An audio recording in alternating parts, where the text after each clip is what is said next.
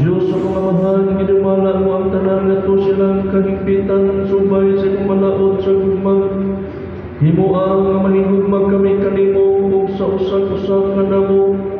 Aron modagat kami na sa kinabuhing tunhay, kay alam ni ini, imo kaming gibuhat, kiniamong ipangayo. Pinagi sa among Ginoong Jesucristo, imong anak, nga buhi ug hari uban kanimo sa Espiritu Santo, Diyos nga usa hangtod sa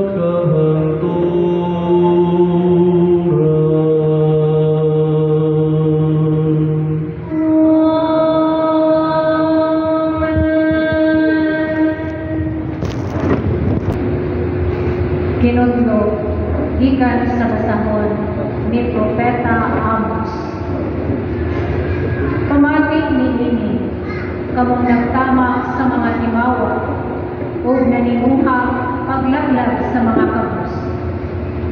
Naghingon kamo sa inyong kaugalingon, dili kami makaulat sa pagkatapos sa balaan na adlaw, aron makapamaligya kami ug mga trigo. Kayo sa man matapos ang adlaw ni papahulay, aron makabaligya kami sa among trigo.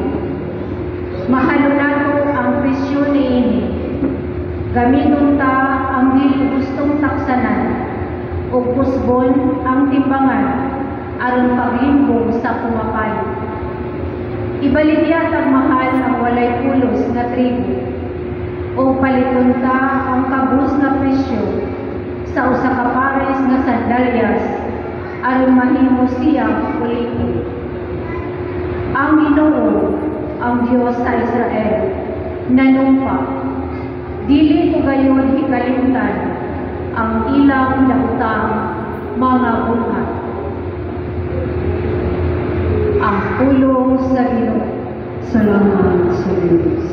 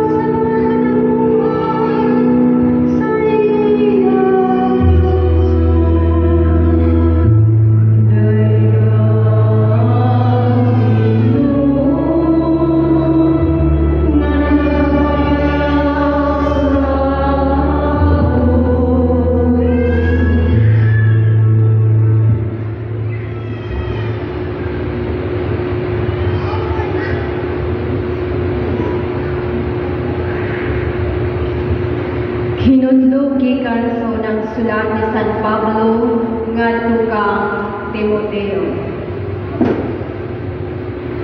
Busa, awhaton ko kamo, una sa tanan.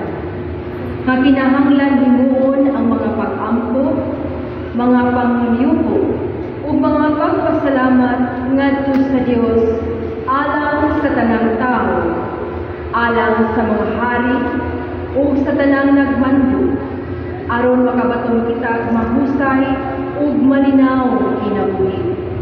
Dios nun subay sa hustong pamatasan. Maayo kini ug makapahimuot sa Dios nga atong manluluwas, nga buod nga maluwas ang tanang tao ug mahibalo sa kamatuoran. Kay may usa lamang ka Dios, ug usa lamang ang nagiusa sa Dios ug sa mga tao, ang tao nga si Kristo Jesus. Nga mitungkyan sa iyang kaugalingon aron pagluwas sa tanang tao. Kini ang kamatuoran nga luwason sa Dios ang tanang mga tao sa gitagal nga panahon. Kini ang hinungdan nga gipadala ako nga apostol ug magtutudlo sa mga dili-Hudiyo aron pagsangyaw sa mensahe sa pagtuo ug kamatuoran, ug wala ako magbaka. Buot ako nga mag-ampo ang mga lalaki sa tanang dapit. Mag-ampo nga binayaw ang mga kamo sa walay kasuko ni panaglanis. Ang pulong sa Ginoo. Salamat sa Diyos.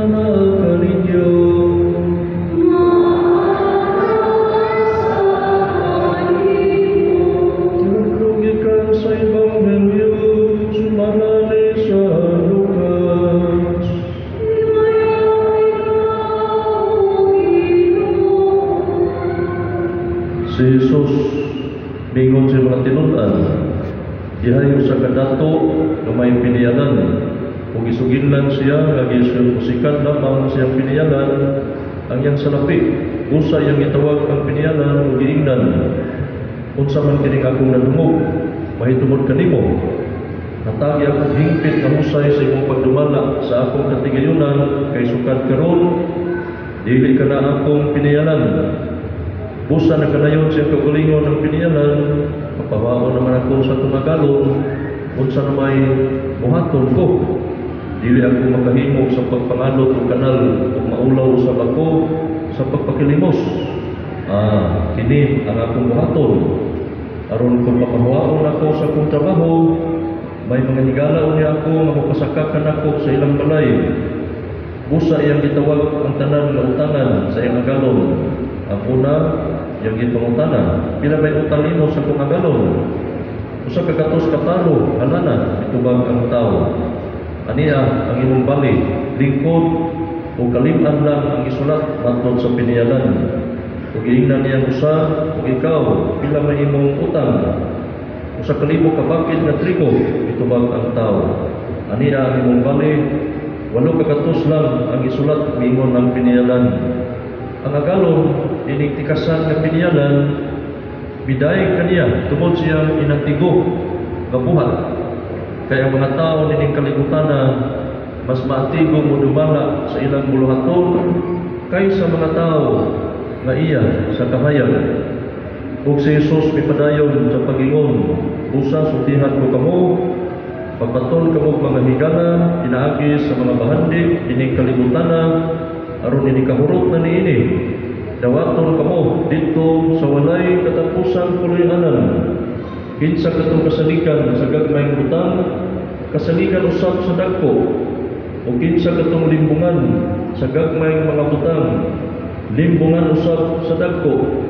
Busa kung kamo, dili kasaligan sa inyong paggamit sa bahandi ning kalibutana, kinsay mupiyang kaninyo sa tinuod nga bahandi. Ug kung dili kamo kasaligan sa mga butang sa uban, kinsay muhatag kaninyo sa inyong kaugalingong mga butang. Walay tao nga mahimong ulipon sa duha ka agalon Kay mahitabo kayon, ngayang dunta ng usa, ug ang usa iyang higugmaon, o unungan niyang usa, ug ang usa iyang tamayon. Dili kamo makapaulipon sa Dios o sa salapi. Mga igsoon, ang Ebanghelyo sa aton Ginoo. Pamligo sa magaliyot na yung kami kinapuntanan, na kita sa ikakawaan 5, na Domingo sa tuig, di na itong magbabasa, nagisgot kini sa justisya o pagka pinyalan o sa aton niyang hatag niyang husay sa atong pagkapinyalan at tubangan sa Diyos sa katapusan sa panahon. Kaya sa unang pagbasa, ang mga negosyante naghinam-hinam na nagkatusa kani matapos ang adlaw ipapahulay para makapabuligyan na sa silang trigo ng mga mga paratuon pero mahal kay presyo. Kanya ang ilang mga timbangan pinagtikasan, no? Nangadato kining mga negosyante panahon ni Propeta Amos tungod sa pagpanglimpong. Nangadato sila nahimo sapian at unahan tungod sa pagpanikas, no? Nagpato pa sila mga negosyante atong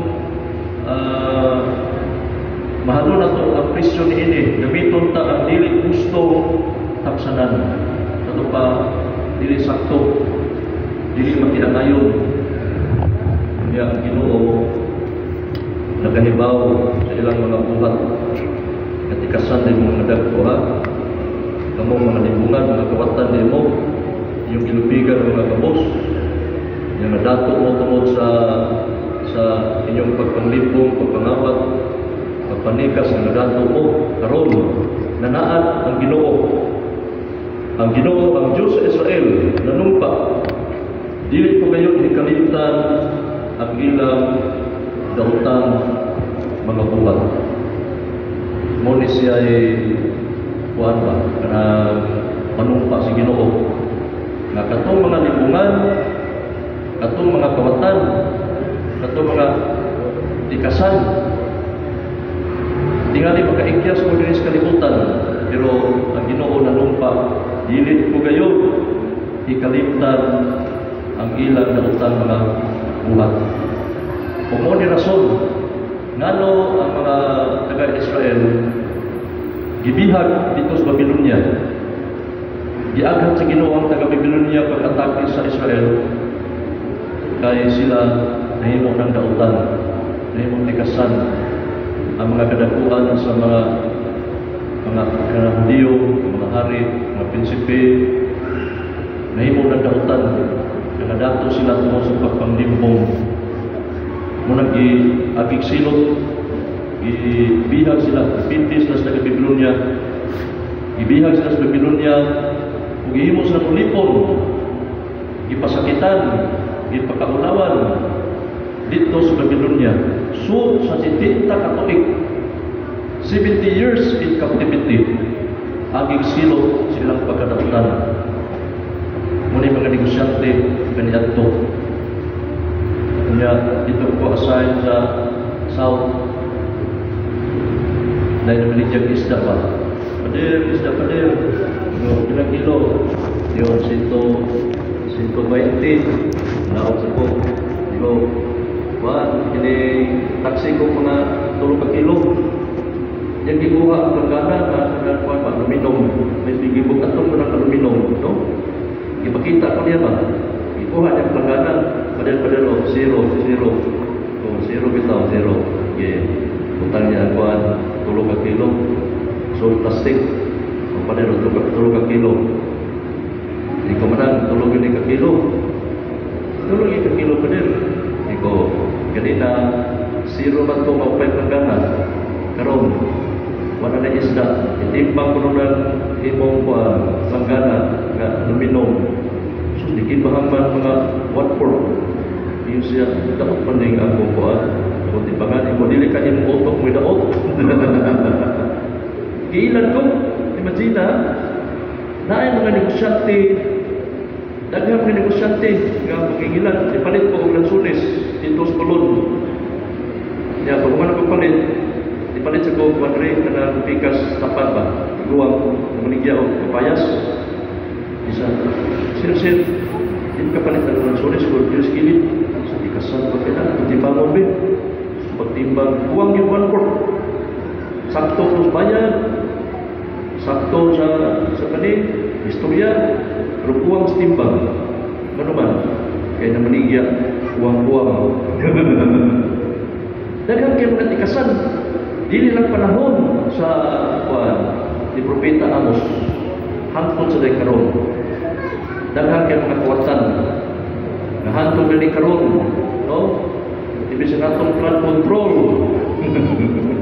ibig sa patong mga budget, para utat sa mga baha na dili mo saan mo lapaw sa mga balay wak na ito ano sa bulsa nila nilapaw ang budget kay mga tubag. Kunya ang Ginoo, no, dili utak bungol sa atong mga binuhatan, dili siya utak bungol.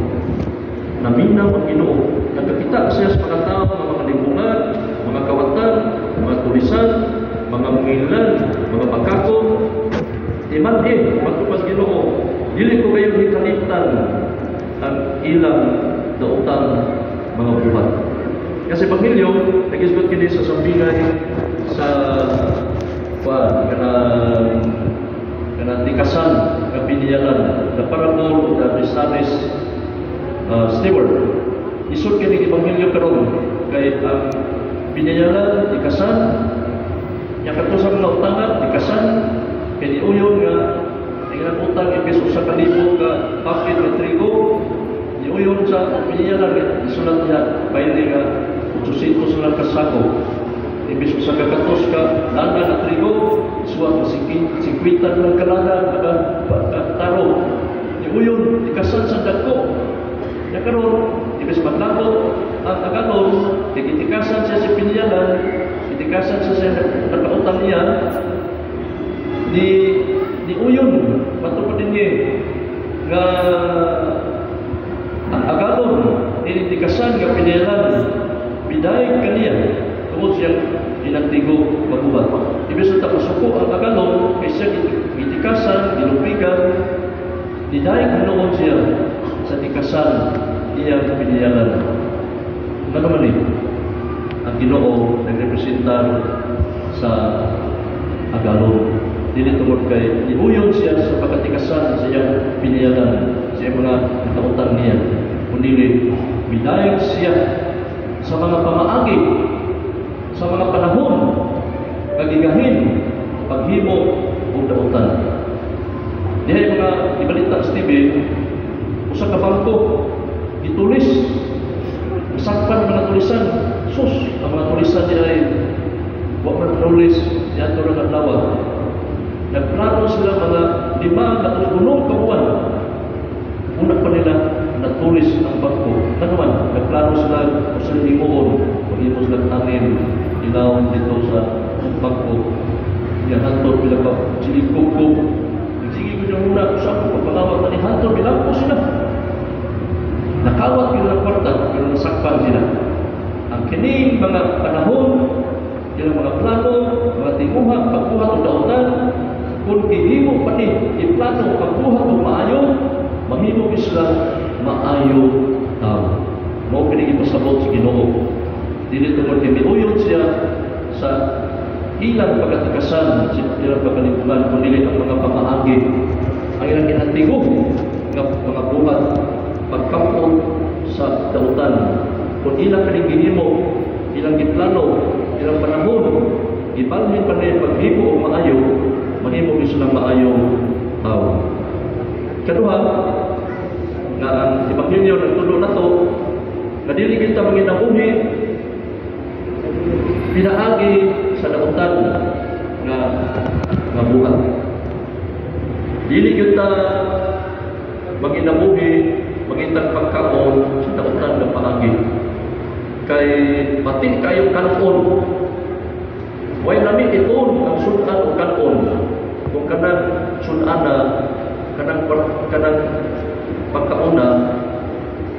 gikan na sa imong linimbungan. Sa unsa pa nagpalami sa imong sudan, kung imo nang kinawat, di gyud maayong tulog. Pero naningkamon ka, bisa gamay kag sweldo, kunya bisa ginamos pa imong sudan, pamunggay pa imong sudan, utang pa imong sudan, bunga to sa imong paningkamon, sakripisyo kahako, piting lamia kanon. Nga maghigda gani ka sa usa ka kwarto nga aircon nga imong kinawat, maghigda ka sa kwarto nga kutson nga imong kinawat, mga linimbungan, mag-drive ka sa sakyanan nga imong linimbungan, mag-uyok ka sa balay nga imong tinikasan, wag ayo. Kay atong konsensya dili gyud ta magmalinaw. Mas maayo pang maghigda tas dan, nga wag kay ginubigan. Mas maayo pang magkaon ka ginamos buwag lawlaw, nga wag kay gitikasan. Ano man kay limpyo ang atong konsensya. Wa tay atraso sa Ginoo. Gusto ang Ginoo nga kita magmatarong, makiangayon, manikamot na pagbuhat ug maayo, manikamot pa ta trabaho, papinabuhi sa matarong nga paagi. Kay dito kaayo ang atong resulta.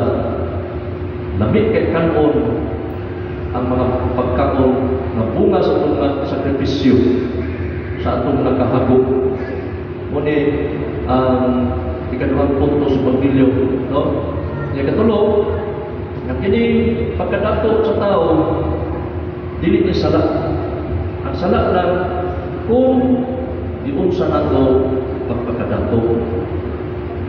Niya yung narbato istorya na sa kadato nga nakupay balay kutson, aircon, yung kwarto, yung ay kwartya, yung gate, yung kadaduhan, yung mga aero, yung pagkagabi, di man sa katog. Tanaw niya silingan, nga way kwartya, muslutor ng balay, wapay puntahan, ang sala, katulgan, kananan, usara, yan nakatog, naghagok nito, na city, pas gabi, naghagok na. Na siya nga, ito na alas 10, alas 11, kuman sa katog. Mungkin ngayon siya ayaw ni ako ni tagaan sa kumbahan din ng konsilingan untuk pagkarupan na dahil siya kuha ka sa akong kwartang palawan yung ihatag sa silingan. Noy, nabuhay mo kung imo kung uri magkaya ka, Noy, nadato mo kayo ko, imo na rin kuha ka sa akong kwartang palawan, ha? Tang ipayas, tiguang, salamat sir. Sos, pagkagabi na niya na ibis matulog siya ka city, walang sa katog, kaya sige sa kwartya.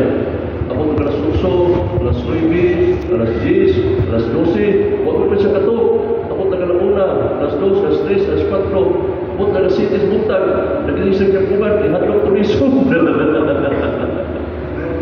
Oto, pagkabuntag niyo, yung iuli, sir, ako na iuli yung kwarta gihatag, sir.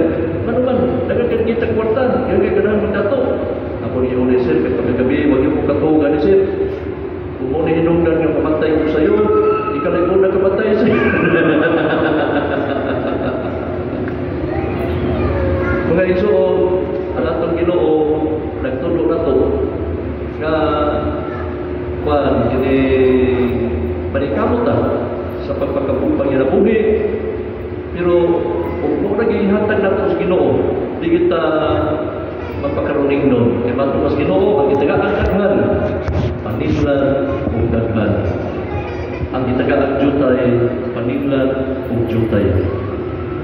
Kunya, ano man yun ang mga tao? Ganahan man yun, manlimbong, mangawat, manulis.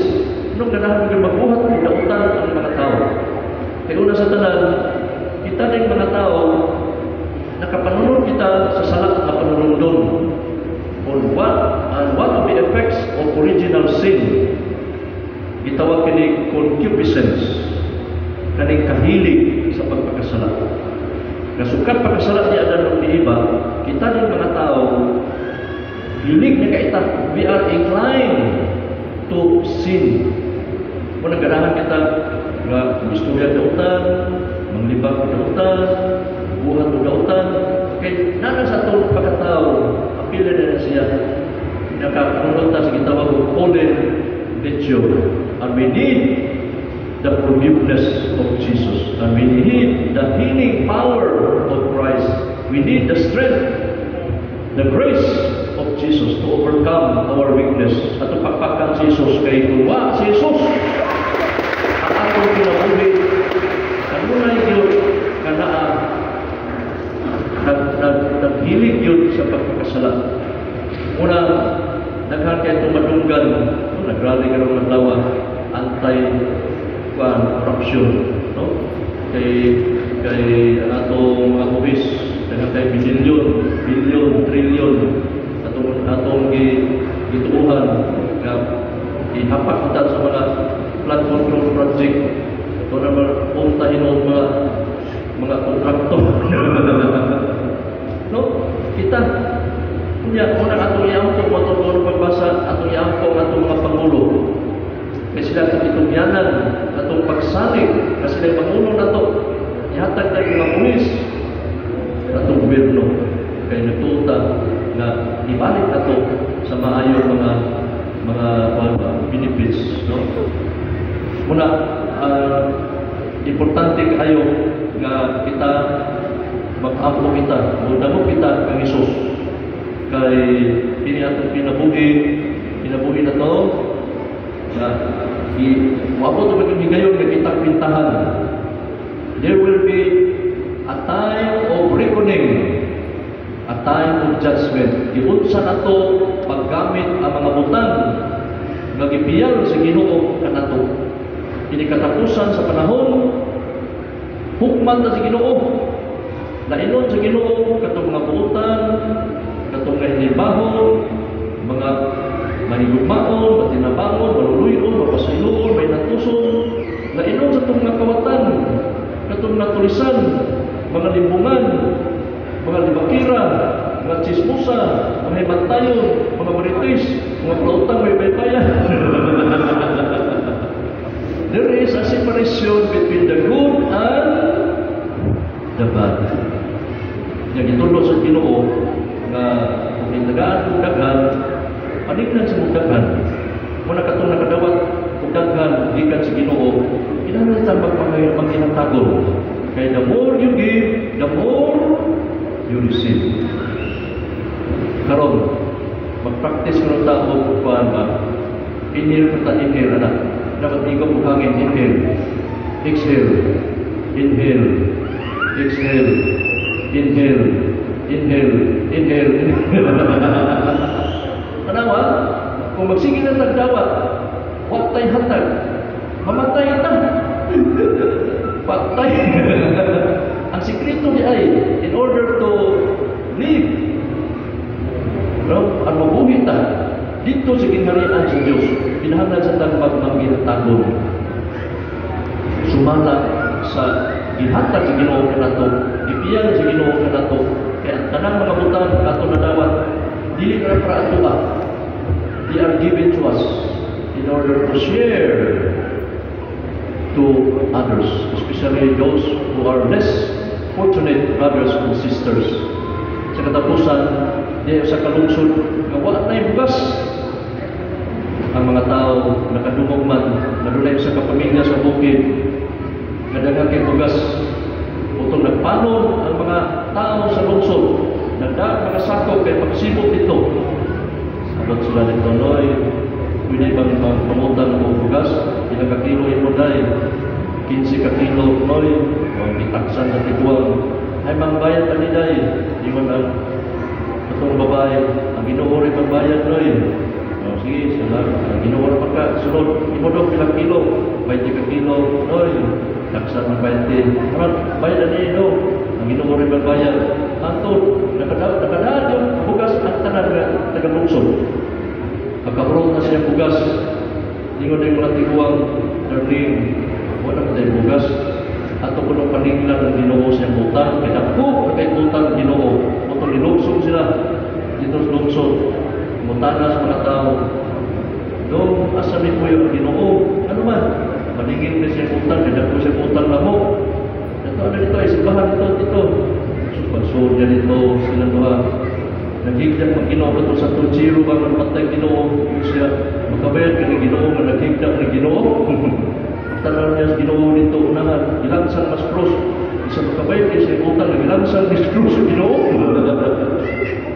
Punta na balik ang bukid ang makulay na tayo kaya madaanik pagkabot na nito pitas na sa bahay doos na bahay isika ilang mata kay gikan sa ilawang sa hagdan dito sa sala dito silang balay sud puno sa bugas tumingon ang tigwa darling mo dahil nagligat to Ginoo kay gikapoy ng alsas bugas ng bukid. Ang pagkamagihatagong sa tao, hindi na makapunod sa tao. Generosity has never made man so poor. Hindi lang kita sa Ginoo sa pagpanglimbong, pagpanikas, pero gituluan kita sa pagkamagihatagong. Kaya diha sa pagkamagihatagong, anaa ang kaanindot sa kinabuhi. Life is beautiful, wonderful, meaningful, when we care, when we love each other. Because love is the greatest treasure that man can possess. Manilo kita tanan, mag-ampo kita atos Ginoo. Nagatuo kami sa Diyos, mahal, magagagabong sa tanan, magbubuhat sa langit sa yuta. Kaya Yesu Kristo yung panganak kinaw nato, ipanakon sa lunang sa Espiritu Santo, ganag sa Santa Maria na Virgen. Sakit sa Maripol sa Pilato, ilansan sa krus na matay lubong, ikunsad sa mga nalamatay, sa katulog adlaw naman habikan sa mga minatay. Bisa ka sa langit, nagalingkod sa tuo, sa Diyos Amahan, makagagabong sa tanan, gikan dito, balik sa rupagupong, sa mga buhi, sa mga minatay. Nagatuo ko sa Espiritu Santo, sa Santa Iglesia Katolika, sa kaambitan sa mga santos, sa kapasayloan sa mga sala, pagkabanhaw sa lawas, kinabuhing way katapusan. Amen.